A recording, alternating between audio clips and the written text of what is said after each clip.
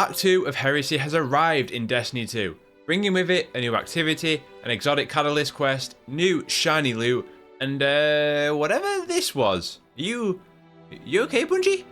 Anyway, other than the shenanigans of releasing the Right of the Nine loot and activity early, one of the funniest problems that the game has had in quite a while, PlayStation, please help them out with some QA. Act 2 is looking chunky. Today's guide covers everything that you need to know. We'll start with Guardian Games, since this is the first time that I even want to talk about Guardian Games in like 3-4 years. Why? Because it's got a brand new activity, and you know what? It's pretty good. Guardian Games is still the same format, and if you're new, this is your first Guardian Games, let me walk you through it. To get started, you're going to want to visit Eva in the tower and grab the Guardian Games quest. This will be called Best in Class and will require some very basic steps to complete. Once you do, you'll obtain the Guardian Games class item. Guardian Games revolves around this item. No class item, no medallions. So make sure you've got it equipped. Each class is fighting to win Guardian Games. It's Hunters versus Titans versus Warlocks. Once you've finished up the Best in Class quest and you've got your class item, Eva's vendor opens up entirely, giving you a range of bounties, but more importantly, the contender cards. These are the best method of earning medallions for your class. They range from Vanguard strikes to raids to Crucible and scale in rarity. Gold all the way up to Diamond, with Diamond cards often requiring something more akin to an endgame activity like a raid completion, for example.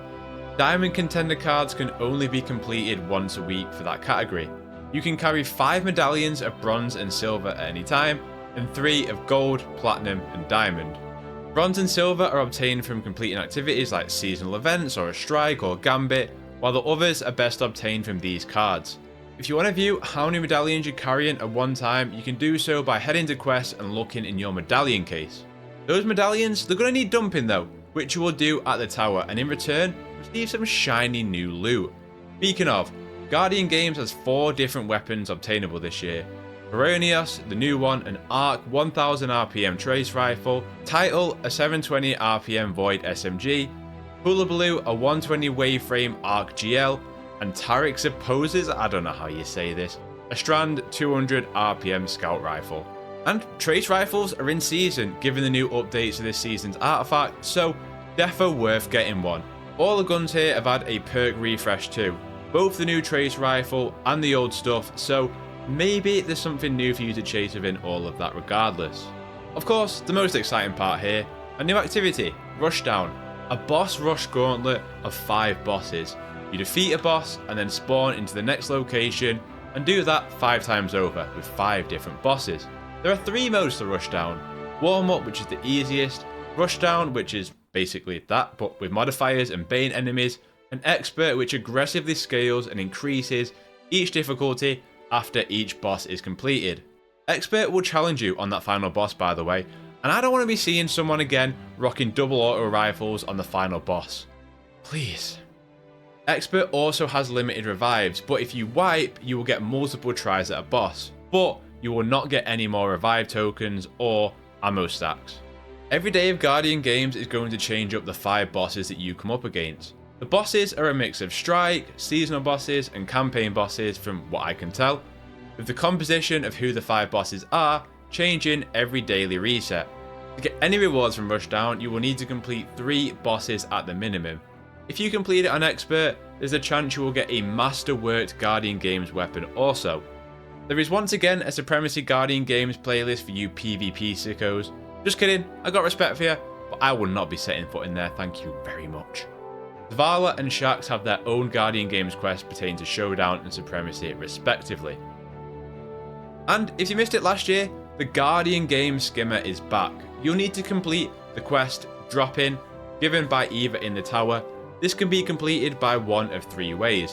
1,200 medallion score points, being in the top 10% of a score for Expert Rushdown in a single week, or, probably the easiest, completing 10 unique instances of Rushdown, i.e. 10 different combinations of bosses, aka do Rushdown on 10 different daily resets.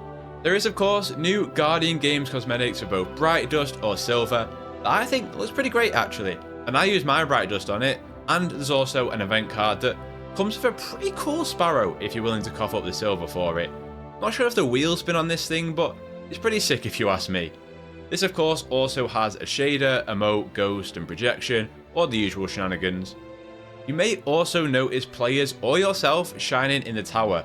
This is for doing something in Guardian games like being part of the winning class for that day, your weekly performance in Rushdown, being the best in the tower.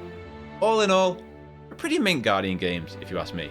But that's not even the main event, as Act 2 has rolled around, continuing the seasonal story, adding the rest of the seasonal loot, updating the Nether, and adding the first exotic catalyst for Barrow Dyad, aka the General Grievous Speeder. Let's start with the new activity Court of Blades. Very quick, very simple. It's a little bit of a boss rush mode itself. By a team of 3, health does regen here, you'll go into multiple instances, complete an objective and come back for heavy ammo, and to choose an upgrade. A lot of teammates that I've been playing with have missed these upgrades. These upgrades can be spotted along the path as you enter the court, ranging from tier 1 to tier 3. Doing objectives will escalate your tier. You can only pick up one rune at a time. However, let's say that you've done a couple of challenges, you've got to tier 3 enhanced, but you go back and you pick up a tier 1 rune. You lose all of it, you lose that selection. You don't go back to tier 2 because you only selected a tier 1, you lose that choice. The cap of challenges to defeat is 13, which will net you the highest score and the best rewards for the activity. Court of Blades also has its own unique enhancing modifiers, like the Nether, that you can equip at the start of an activity like damage reduction, more ammo granted from the chest, that kind of thing.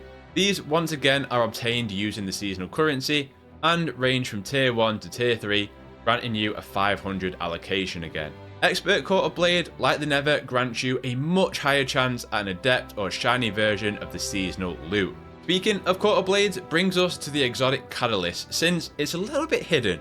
To get this, you're going to want to complete an expert run of the new activity Court of Blades with Barrow Dyad equipped. There's no number of challenges here that need to be defeated, you just have to get to the end of activity. If you want, you don't even have to kill an entire boss, you can just sit there, and you still get it. Once you've done that, you'll be given a quest called the Needle Path. This will ask you to make sure you've reached tier 12 at the Shaping Slab, the seasonal vendor if you like in Heresy's apartment. Once you've done that and unlocked all the upgrades that you need to get, you need to rerun a Court of Blades activity, but this time use only Barrow Dyad and run with snipers, linears or scouts in the other weapon slots. Once again, score doesn't matter here, it's just about activity completion. Once you've done that, there you go, the first exotic catalyst for Barrow's Dyad. You'll also remember the Dyadic Ascension quest that kind of left us on a cliffhanger in Act 1. To confirm, you do not need to complete Dyadic Ascension to get the first exotic catalyst. The Dyadic Ascension quest will give you an intrinsic upgrade over an exotic catalyst. So, separate. Once you confirm we're getting 2 exotic catalysts in Act 2 and 2 more in Act 3. Presumably, the second exotic catalyst will arrive next week in Act 2. It's also a very short turnaround of just 3 weeks between Act 2 and Act 3, which is pretty nice because I'm excited for Rite of the Nine. Continuing with Act 2 sees new loot as well, in the glaive, fusion rifle, sidearm, bow and SMG. I'm not going to talk god rolls because there's probably a billion and one other content creators that have already done that, and me, I think there's too much focus on the optimality of god rolls. Just get the ones you want and have fun. Me personally, I'm going to give this glaive a good shot since I kind of like him and I feel like Sword Logic could go pretty nuts on this one as a strand kinetic glaive. These weapons drop from both Court and the Nether, so feel free to farm either of them. Speaking of the Nether, it too has had a makeover. You'll now find new enemy factions moving against each other, but more importantly, I haven't encountered the Blight Pylon wipe mechanic and instead, they've been replaced by 2 enemies to kill, which to me is so much better than traversing across the entire map just to stand and shoot a pylon, man. Anyway, there's also new activities to do within the Nether in the 3 different locations, which is nice to have even more variety than what that activity already offered up. Depending on when you're watching this, the week of this week's video sees the Void Rocket Sidearm arrive in Nightfall, so make sure you're running Master or Grandmaster Nightfalls this week to obtain the Adept Lotus Eater. This is arguably one of the best weapons that will come in this season. This rolls with Withering Gaze, which makes it pretty enticing, especially from our Void Hunters out there. But more importantly, it also rolls with destabilizing rounds, which, honestly, on this kind of sidearm, despite the nerf to this weapon archetype, pretty crazy if you ask me. Like I said, potentially the most exciting weapon of Act 2, so make sure you don't miss out. In terms of Act 2's story, I'm not going to talk story spoilers or showcase any of it because bloody hell it's good. Also, is it me or was the story out of order this week? What I will quickly show though is, if you want it, the 4 locations that you need in the Nether to progress the story if you're struggling to find them. Otherwise, just carry on. We've also got 50 new tiers of items on the reward track, which includes the god roll for the bow if you ask me, so thanks Bungie. And of course, a new layer of artifacts on the seasonal artifact that, as I said before, primarily focuses around trace rifles, but there is one in terms of casting your super when you're critically wounded, and it does like 30% extra damage. Crazy, mate. As for my thoughts, I mean, this is another good act. Other than the colossal fuck up of sending the Rite of the Nine live early, and that a raid in a dungeon is disabled, and Jesus Christ, Sony, just please help them out with QA, especially when Destiny is actually so good right now. But yeah, I do think it's a really good time for Destiny right now. The loot chase is feeling very rewarding, and I'm not even worrying about crafting. The story, I think, is the best it's been since the final shape by a country mile, but probably the best seasonal story we might have ever had. I'm going to go there. The activities are fast and fun, and they offer a good wide variety in terms of, have I got 50 minutes, have I got 10 minutes, what am I going to do? And even Guardian Games is offering something different, man. Let's be clear, the bugs and the problems are unacceptable. They got to find a solution, because if the expansion launches like this, they're in trouble. But as for right now, it's exciting, especially with Rite of the Nine on the way. But that'll do this guide for Act 2 of Heresy. Let me know, how are you feeling about the episode and act so far? Did you get a cardboard looking Rite of the Nine weapon too? If this guide helped you out, consider dropping a like, it helps me out a lot, and maybe consider subscribing. Regardless, all socials are linked down below. As always, I hope you have a terrific day, play games, get gains, and I'll catch you in the next one.